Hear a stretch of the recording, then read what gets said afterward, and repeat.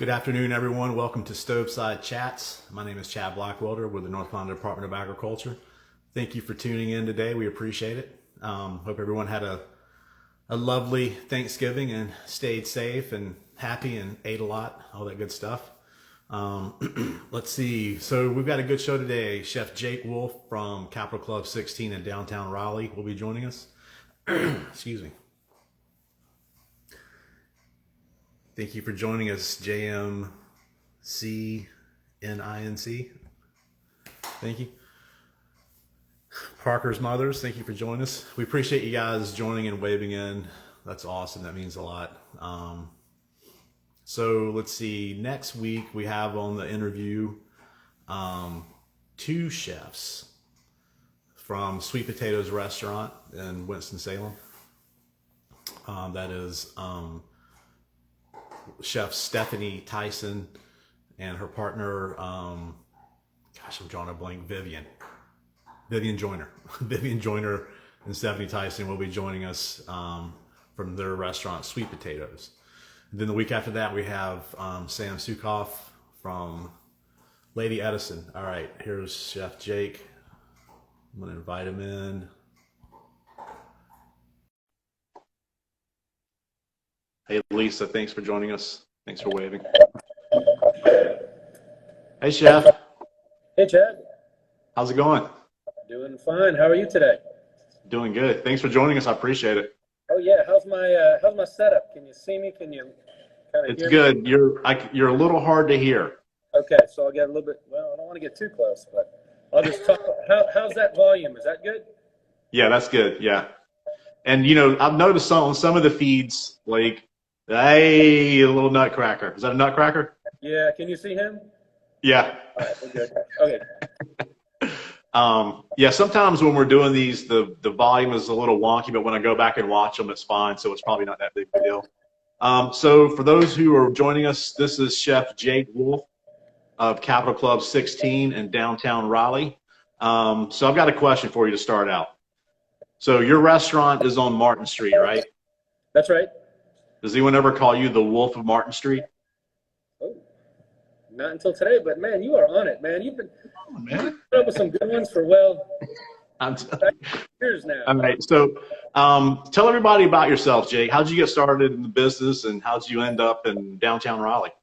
Okay. Well, I mean, how far back do you want to go?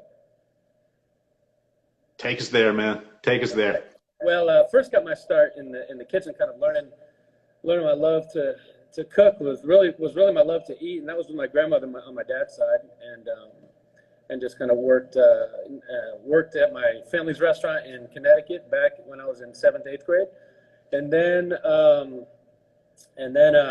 we moved to North Carolina, and my first real kind of full-on cook's job where I put on the chef coat and the tall hat was at the Pinehurst Country Club, and I just felt like it was something I always wanted to do. I had fun doing. I love working with my hands. I loved kind of the creativeness of it, and just met a lot of like-minded people. Yeah, so I posted this on Facebook yesterday that you and I worked at Pinehurst together about 87 years ago. Yeah. But actually that was back in, I guess, 92 or 93, something like that. I was just starting out and Jake was there cooking, and that's how we met, and then kind of reconnected a few years back. Now you went on to do a lot of other things as well, right? You worked in Germany for a while and you went to the Culinary Institute. I did. So my time at the Pinehurst Resort was early on, and worked with some great inspiring people. Definitely Chad, you were a huge inspiration in moving me forward and kind of getting on the path with the cooking and everything. And then from there, went to Culinary Institute of America, Hyde Park, New York, and then on from there was, it's almost a 25-year anniversary this December of me moving to Colorado for my first job out of culinary school. So I did that. In that was like 95, and I did that for 2 years, stayed out there, and from there went to Germany, cooked in a hotel, and then on from there, a little time in New York City, decided it was time to figure out where we were going to stay for the long haul. My wife and I decided Raleigh was going to be the spot. We still have family in North Carolina. I wanted to raise our son here and just be a part of this awesome restaurant scene. Yeah. Now you guys have been there for how long now? So this summer's 10 years. Well, congratulations. We quietly had our 10-year anniversary right over the kind of the middle of this summer's push on the pandemic. June 26th, we kind of crept through and had our 10-year anniversary, which is like dog years. I mean, I know just 10 years ago, my hair was a lot darker, a lot thicker, but it's been an awesome run. We've had some great regulars, great support in this local restaurant scene. Yeah, and I want to get back to COVID in a second, but before that, tell the folks about Capital Club 16. What kind of what's the vibe? What kind of food you guys are doing? What inspires you, and how you create your menus? Yeah, so we do American food with some European influence, and a lot of it is just kind of where I've been through my culinary travel and kind of work on the menu. It's kind of this ever-changing thing of some family recipes mixed in with some classic German dishes. And just some very straightforward, simple things like the burger or macaroni and cheese. We put our little, our little twist on them, and then just try to always have that European, German influence on there. And that would be like Southern Germany, like Bavaria and Swabia, Stuttgart and Munich, and just some fun, really dishes that show that German cuisine is not just sausages and sauerkraut. There's a lot of fun dumplings and braises and rouladen and things that really take some really cool techniques. Schupfnudeln, little potato dumplings. That's like a country style gnocchi. Semmelknödel, which is a great way to use Dale bread, Dale pretzel. It's kind of it is like a savory bread pudding that's balled up, and you simmer it and serve it as a nice accompaniment to sop up the gravy. Yeah. Now, did you have an interest in German or European food before you started traveling, or did that really influence you once you had that experience? Yeah, I wanted to find some European experience, and it was actually came back to Pinehurst after Colorado, and there was a fellow that was playing. My dad's worked at the Pinehurst Resort as a tennis director for years and years. That's why we moved down there. And this guy, he was he lived in Germany part of the year, lived in Pinehurst the other part. And so we got talking, and it turns out he had a friend of a friend who was in the hotel business, and I got kind of set up through that. I sent him a resume, talked a couple phone interviews, and it just happened that this worked its way out, and I'd spent about a year and 2 months over there cooking. Yeah. Do you find whenever you're writing your menus, I know that when I used to have my restaurant, I would kind of rode the line between Southern and French country or bistro style food. I felt like there was a lot of similarities in a way to make those connections. Do you find that with German food and Southern food? Yeah, I think that's really cool. It's that kind of country kind of. I mean, we can say farm to table. It's pretty much using the ingredients, local ingredients that are right there in the community, and just cooking those classic dishes. And so that's where French Southern is a great fit. French German's a great fit. American German is a great fit too, because it's all very like you can roll into like plenty of vegetables that we grow here are grown in Germany. Cabbage, hearty root vegetables, kohlrabi, things like that. That could be a little bit off the beaten path, but when they're when they're tied into a vegetable, a recipe that you're familiar with, it's like, wow, this is a really cool little twist where I'm taking this kind of like adding something like smoked paprika to pimento cheese. That's something that we do here. That's a fun way to riff off that. So. Yeah, certainly. Well, let's talk about COVID a little bit. It's obviously had an effect on, I can't think of a restaurant that it hasn't had an effect on. How have you guys navigated this? And talk a little bit about, having the outside dining and then what you guys have done or are doing on the inside to get ready to bring customers back inside. Yeah. So when the COVID, like everybody else, it hit us like a freight train.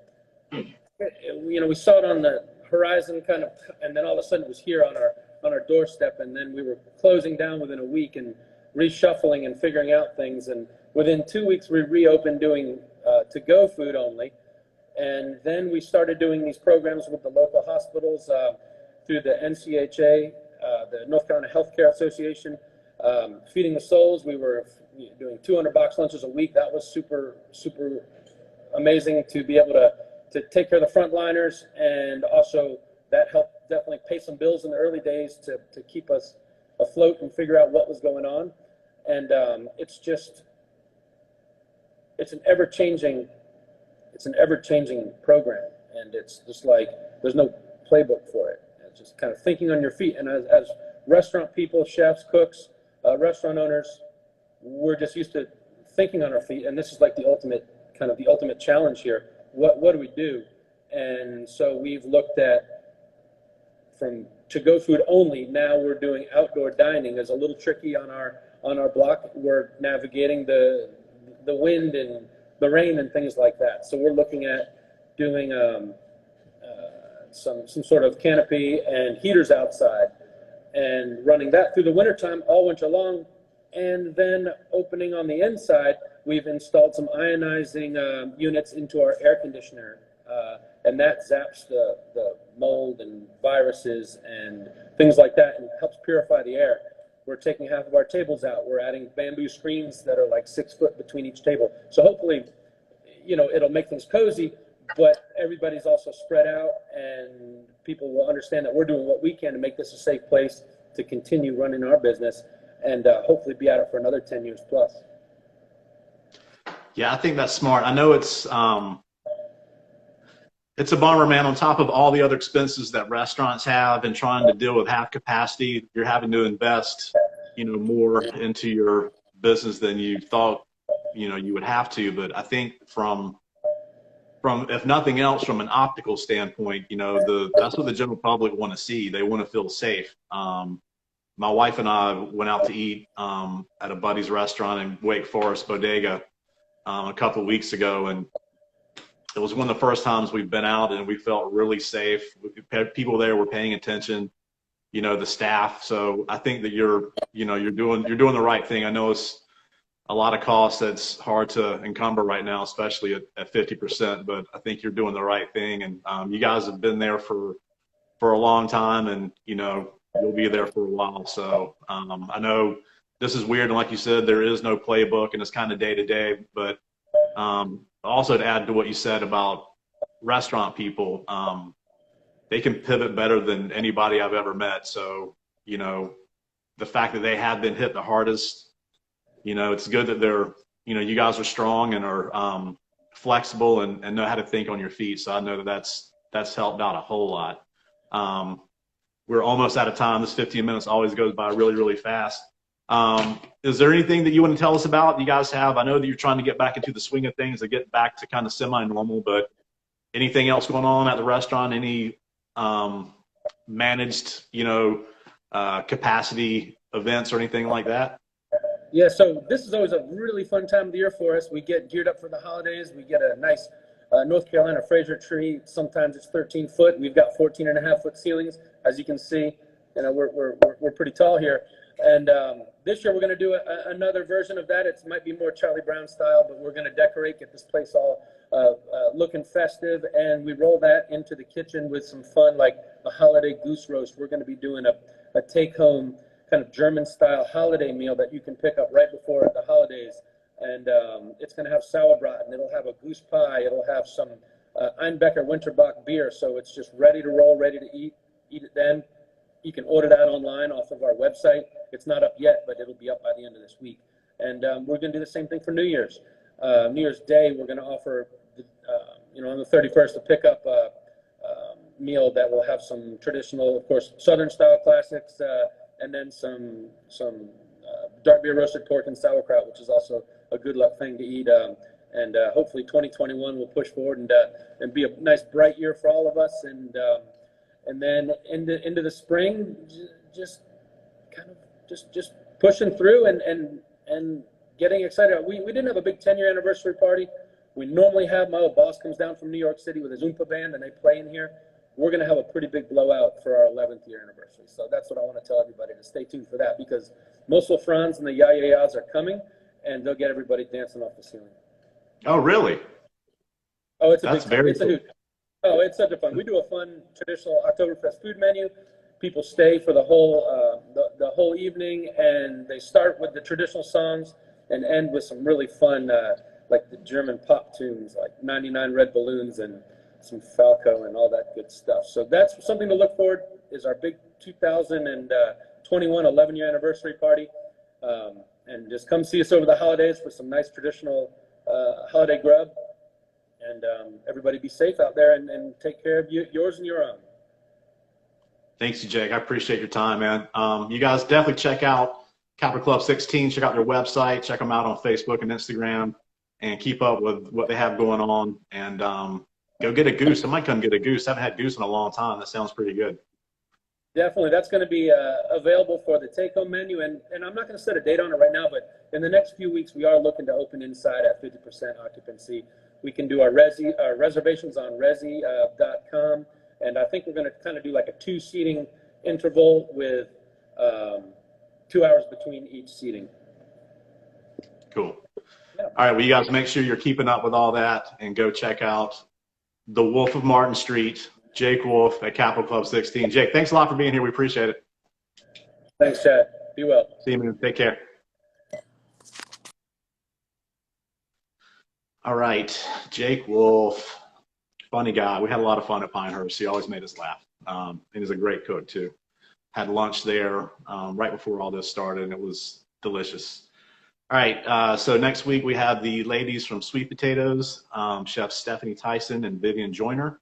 And then after that, Sam Sukoff of Lady Edison Hams and The Pig in Chapel Hill. And on the 30th of this month, I'm going to be getting interviewed. So check that out. I've had a number of people ask when I was going to be interviewed, so I'm going to get interviewed. So I called my good friend Heidi Bellato. She's been on the show before. Heidi Bellato Food in Charlotte. She does it all. She's a social media whiz, and she does personal catering and cooking classes, and covers the state as far as food and travel. And I think she knows every chef and farmer in the state. So she knows we've worked together for a while, so she'll be asking the questions, and I'll be bearing my soul. So definitely check that out, and we'll see you guys next week.